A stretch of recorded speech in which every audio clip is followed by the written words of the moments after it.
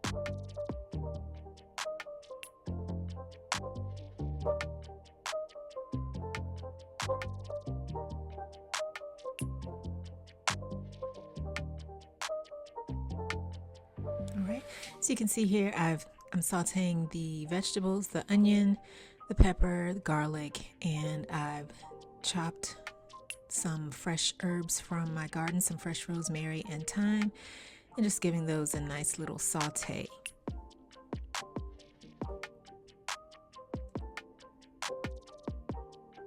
Alright, so now it's time to get down to business. So here I'm using 3 pounds of ground turkey to make this meatloaf. And my apologies, not like y'all care, but my bowl wasn't big enough. I thought that was the largest bowl that I had. Of course, after I was done making the meatloaf, I found a bowl that would have been much more sufficient and would have accommodated what I was trying to do here while making this meatloaf. So I fell victim to having too much stuff. So yeah, of course I would find the bowl after the fact, but whatever. So here I'm just adding the seasonings for everything. And everything, like I said, I have the measurements for everything down in the bottom left-hand corner. So feel free to definitely give this recipe a try. But if you see anything that you think you could use a little more of or a little less of, go right ahead. Feel free. I mean, it's what'll make the recipe yours. It's what makes it yours. You know what I mean? This is what makes this mine. How I, the measurements of everything that I add to it. So definitely feel free to alter it and let me know what changes you made and let me know how it turned out.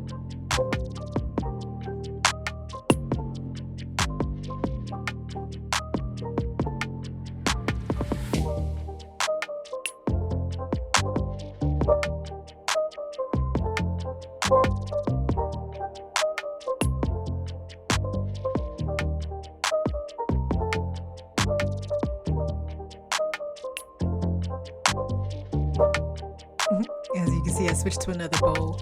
Still wasn't quite big enough, and ended up finding another bowl that, like I said, would have accommodated it much more. But now I'm just adding the barbecue sauce. I added about half the bottle here, and I decided to go with Kinder's, I'm not sure how to pronounce it, sugar-free barbecue sauce, because I have a sugar issue. Not medically, but I love sugar, and I don't need any extra sugar in my life, hidden away in sauces and anything else that I eat. So I decided to go with that particular barbecue sauce there, but you can use any barbecue sauce of your choice.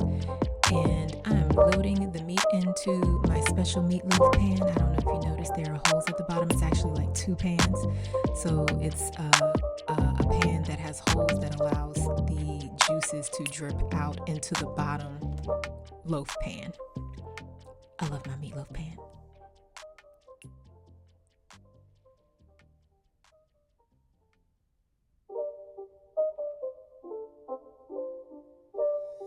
It's not a game, it's a rich thing.